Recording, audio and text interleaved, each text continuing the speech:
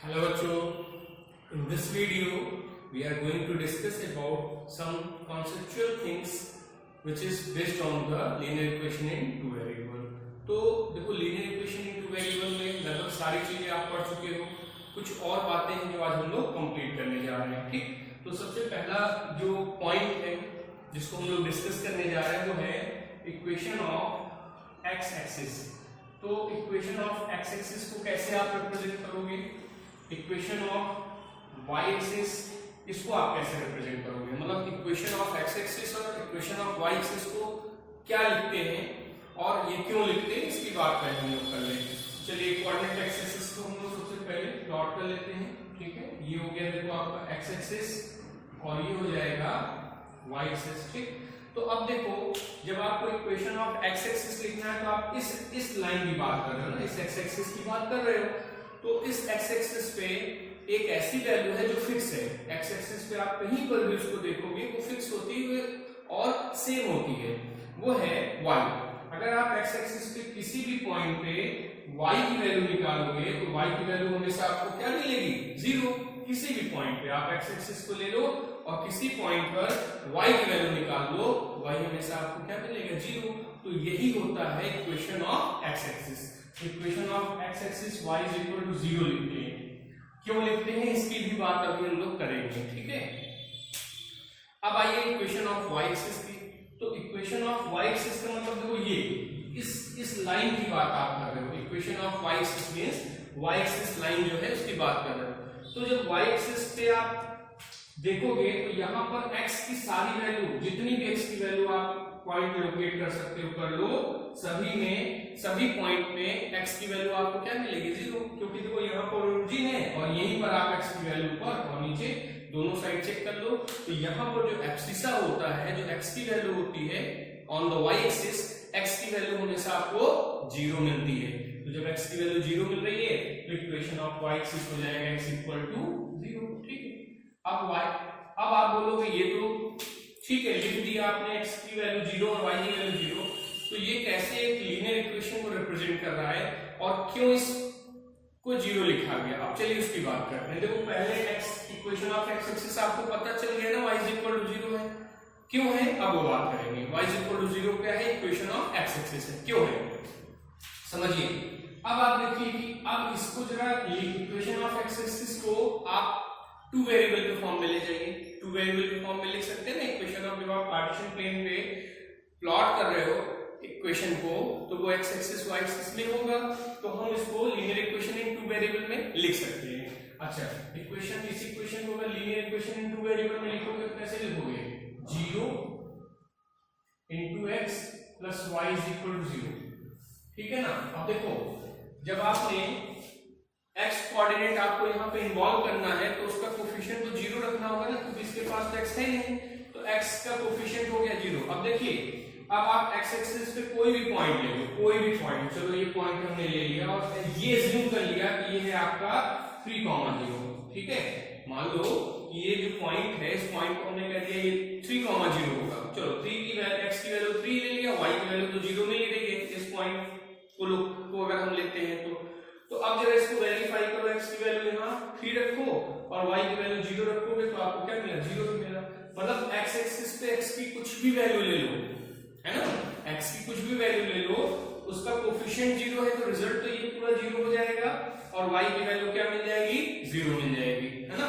तो हम लोग यहाँ पर y is equal to 0 equation of x axis के लिए लिखते हैं। सिमिलरली अगर इक्वेशन ऑफ y एक्सिस को लिखना है तो उसका इक्वेशन होता है x इक्वल टू 0। करेंगे x इक्वल टू 0 है, x equal to 0 equation of y axis है, तो इसको हम लोग टू वेरिएबल के फॉर्म में पहले लिख लें। तो टू वेरिएबल के फॉर्म में लिखेंगे तो क्या हो जाएगा, x plus 0 into y is equal to 0।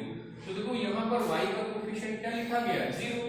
अब y एक्सिस पे आप कोई भी पॉइंट ले लो, चलो इस पॉइंट को अगर हम ले लें तो ये हो जाएगा, इस पॉइंट का जो पॉइंट का कोऑर्डिनेट होगा वो हो जाएगा 0,2। ठीक है, मान लो 1 है ये 2 है तो 0,2। अब इसको जरा वेरीफाई करो, x की वैल्यू 0 और y की वैल्यू हो रही है यहाँ पे 2, तो 2 into 0 ये 0 ही हो जाएगा। तो फाइनली ये वेरीफाई हो रहा है, इक्वल टू में 0 मिल जा रहा है। ठीक, तो y एक्सिस पे आप y की कोई भी वैल्यू ले लो, ठीक है, y की कोई भी वैल्यू ले लो, ठीक है, आपको हमेशा क्या मिलेगा, x इक्वल टू 0 ही मिलेगा इस लाइन के लिए। ये क्या है, लाइन को रिप्रेजेंट करेगा, x plus 0 y is equal to 0। ये आपका linear equation in two variable हो गया, जो किसको रिप्रेजेंट कर रहा है, y एक्सिस को रिप्रेजेंट कर रहा है। यहाँ y कोई भी वैल्यू आप इंक्रीज करते जाओ, लेकिन आपको हमेशा x इक्वल टू 0 ही मिलेगा, इसलिए इसको बोला जाता है इक्वेशन ऑफ y एक्सिस। अब हम लोग कुछ ऐसे इक्वेशन की बात करेंगे जो कि पैरेलल टू x एक्सिस और पैरेलल टू y एक्सिस बनते हैं। वो कैसे होंगे, ठीक है, इसको आप समझ चुके होंगे, ठीक है ना। चलिए अभी हम लोग इक्वेशन की बात करने जा रहे हैं, equation parallel to x axis और पैरेलल टू y एक्सिस, ठीक है। ग्राफ ऑफ इक्वेशंस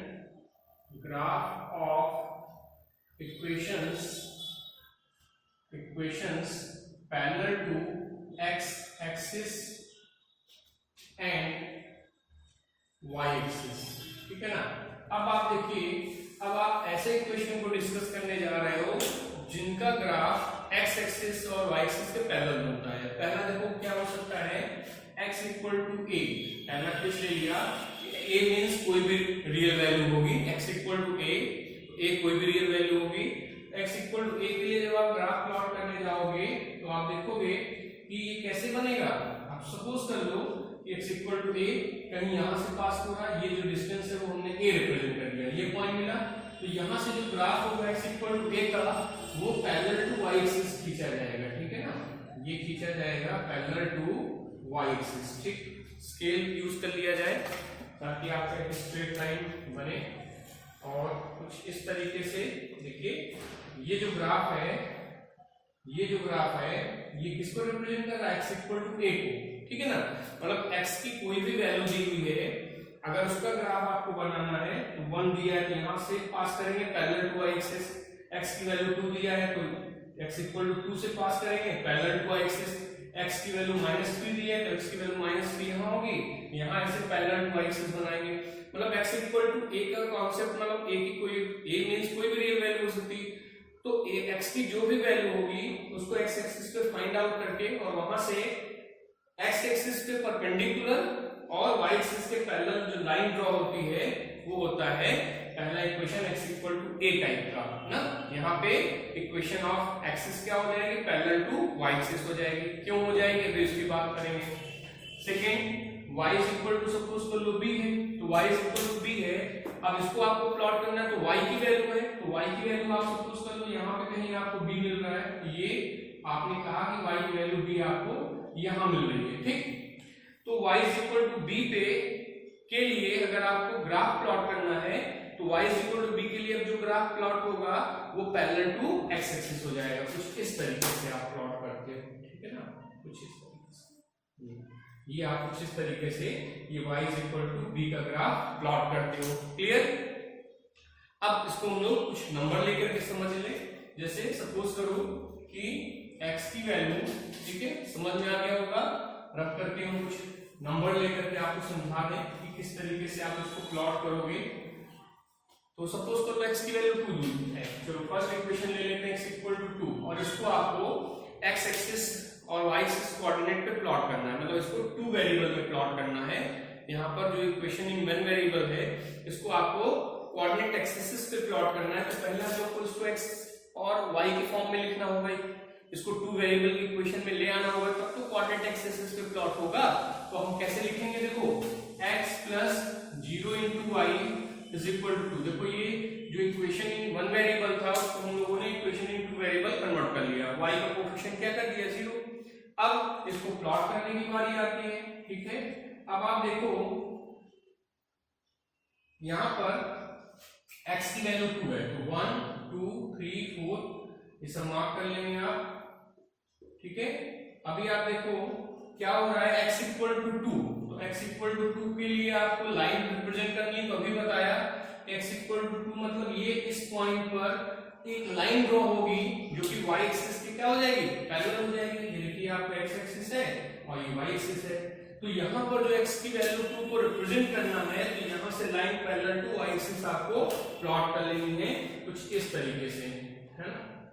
ये किसको रिप्रेजेंट करेगा, ये रिप्रेजेंट करेगा लाइन x इक्वल टू 2 को, ये रिप्रेजेंट करेगा x इक्वल टू 2 को। ठीक, अब आप बात करोगे ये बन कैसे गया। देखो कैसे बन गया कि जब हम लोग x इक्वल टू 2 को 2 वेरिएबल के फॉर्म में ले आते हैं, है ना, तो y का जो कोफिशिएंट है वो तो 0 है। तो अब आप समझो इस चीज को कि x इक्वल टू 2 पे आप y की कोई भी वैल्यू ले लो, यहाँ पर इस लाइन पर y की कोई भी वैल्यू लोगे, वो यहाँ पर कोफिशिएंट 0 है, तो ये रिजल्ट आपको हमेशा क्या मिलेगा, 0 मिलेगा।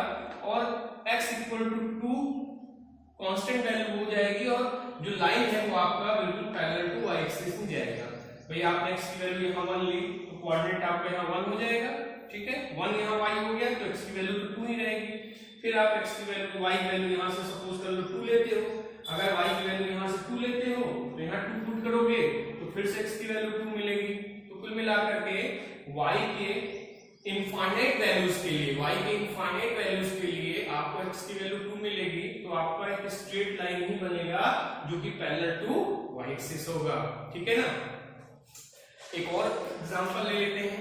अब सपोज कर लो y इक्वल टू 3 को आपको रिप्रेजेंट करना है, तो y इक्वल टू 3 को रिप्रेजेंट करना, चलिए इसी में कर देते हैं। इसको थोड़ा ठीक से मार्क कर लिया जाए, 1 हो गया, ये 2 हो गया और ये चलिए 3 हो जाएगा, ये 4 हो जाएगा, 1 2 3 4। ठीक, आप ये सब काम ग्राफ पेपर पे करोगे, आपको कोई प्रॉब्लम नहीं होगी, वहां पे बॉक्स बने होते हैं। ठीक है, तो अभी देखो y इक्वल टू 3 के लिए आप इसको ग्राफ पे रिप्रेजेंट करने जा रहे हो, तो ये जो ग्राफ होगा ये पैरेलल टू x एक्सिस बनेगा। x equal to a type का है तो पैरेलल टू y एक्सिस बनेगा। अगर y equal to b type का इक्वेशन है कुछ ऐसा तो पैरेलल टू x एक्सिस होगा। अब y इक्वल टू 3 ढूंढ लीजिए है कहां, y इक्वल टू 3 देखो यहां पर है, इस जगह। तो y इक्वल टू 3 पर आप क्या करिए, एक लाइन ड्रॉ करिए which is parallel to x axis, यहां से ऐसे प्रोजेक्ट कर देंगे। तो ये आपका देखो कुछ इस तरीके से y इक्वल टू 3 का ग्राफ बन गया। ठीक, इसको भी आप 2 वेरिएबल के फॉर्म में लिखोगे तो क्या होगा, 0 into x प्लस y इक्वल टू 3। अब देखिए यहाँ पर जो x है उसका कोफिशिएंट क्या है, 0 है, तो आप x की कोई भी वैल्यू ले लो, ये कोफिशिएंट तो 0 ही मिलेगा। ठीक है, कोफिशिएंट 0 है तो रिजल्ट 0 ही मिलेगा और y की वैल्यू आपको मिलती जाएगी 3। तो आप देखो यहाँ पर इस लाइन पर x की कोई भी वैल्यू आप रिप्रेजेंट करोगे, कोई भी वैल्यू लोगे तो x की इनफाइनाइट वैल्यू के लिए y की वैल्यू 3 मिलती जाएगी और आपका जो लाइन है वो पैरेलल टू x एक्सिस बन जाएगा। ठीक है, तो इस तरीके से हम लोग equation of x axis, equation of y axis, line parallel to x axis, line parallel to y axis को रिप्रेजेंट करते हैं। ठीक है ना। तो ये टॉपिक आज आपका कंप्लीट हो जा रहा है, इसको अच्छे से समझ लीजिएगा। ठीक है, कंप्लीट करिए इसको अच्छे से और नेक्स्ट क्लास में हम लोग कुछ नेक्स्ट कोई चैप्टर ले लेते हैं। चलिए अब इसके बाद हम लोग स्टार्ट करते हैं लाइन एंड एंगल्स। ठीक है, इस सीरीज के बाद अब आपको जो वीडियो मिलेगी उसमें हम लोग लाइन एंड एंगल्स की बात करेंगे। Okay, thank you.